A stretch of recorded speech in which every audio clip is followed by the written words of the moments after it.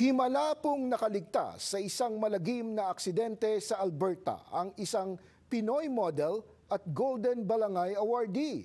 Matapos pong banggain ng isang nako pala na sasakyan, lumabas na walang galos ang kababayan. Narito ang report. Nakarinig po ako ng napakalakas na bang. Pero alam niyo po yung sa pelikula, yung parang biglang lahat nag-slow motion. Totoo pala yun. Pauwi na ang negosyante at model na si Jamie Balmores sa kanyang tahanan sa Edmonton nang bigla na lamang siyang banggain ng isang sasakyan sa intersection sa highway ng Spruce Grove. Sa lakas ng impact, nagpaikot-ikot ng ilang beses ang kanyang kotse sa gitna ng malakas na ulan. Bigla na lang pong huminto lahat. Nalaman ko na lang na nabangga kami nung sumisigaw yung kasama ko, best friend ko sa tabi ko, na, "Are you okay? Jamie, are you okay? Jamie," gumaganon siya.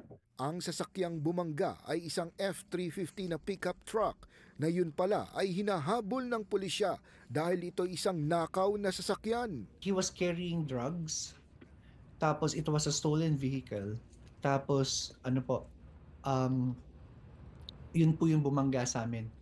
Kaya nga po nung paglabas ko ng sasakyan, andun kagad yung mga pulis, ganun. Sabi ko, nawalan ba ako ng malay? Kasi ang bilis po kasi pakakabangga. Tapos sumisigaw yung kasama ko sa likod, ay sa tabi ko. Tapos biglang may mga pulis na. Pero ang ipinagpapasalamat ni Balmores, lumabas siya ng sasakyan ng buhay at wala man lang kagalos-galos. Nasaktan po ako sa loob. Internally, medyo masakit po talaga yung katawan ko. Pero ang ano po doon, ang talagang pinagpapasalamat ko po sa Panginoon, wala akong galos, hindi ako I could have been dead, I could have smashed my face, pwede rin po ako sanang nabaldado kasi nayupi po yung harap, pero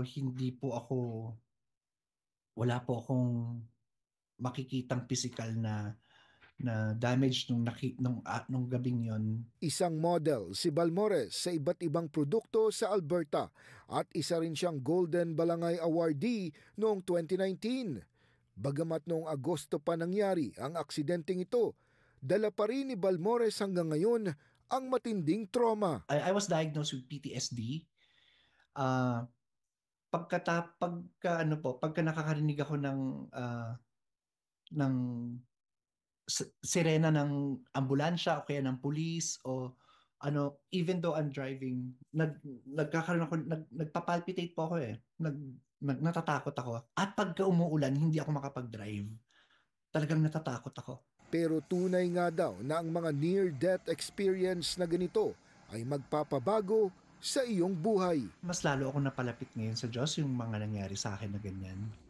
Na dati naman po na madasali naman ako pero iba ngayon. It gave me a different perspective in life na inayos ko lahat ng mga gusot ko sa relasyon, sa pagkikipagkaibigan at pakikipagkapwa-tao ko ngayon.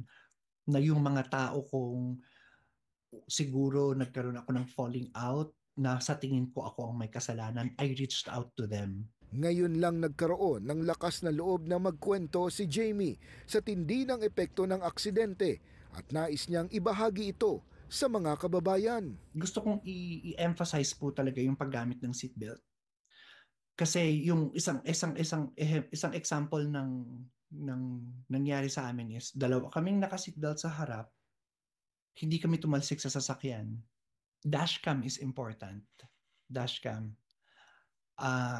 Hindi po ako overly religious before, pero when you pray before you leave, it helps. Kung mayroon man daw siyang isang bagay na natutunan sa himalang nangyari sa kanyang buhay, ito ay ang maging positibo at bigyang pansin ang mga mas importanteng bagay sa inyong buhay. Small things that stresses you out, it's not worth it. Any negativity na pwede mong iwasan, it's not a weakness to walk away from it. Kasi you are important. Your mental health is important. And your relationship with the family members and friends that truly love you and cares for you it is important. Patuloy na binabantayan ng mga doktor ang physical at mental health ni Jamie, lalo't hindi simple ang aksidenteng pinagdaanan niya. Panalangin niya na hindi na sana masangkot ang mga kababayan sa ganitong klaseng aksidente at naway ilayo sa kapahamakan ang mga Pilipino dito sa Canada.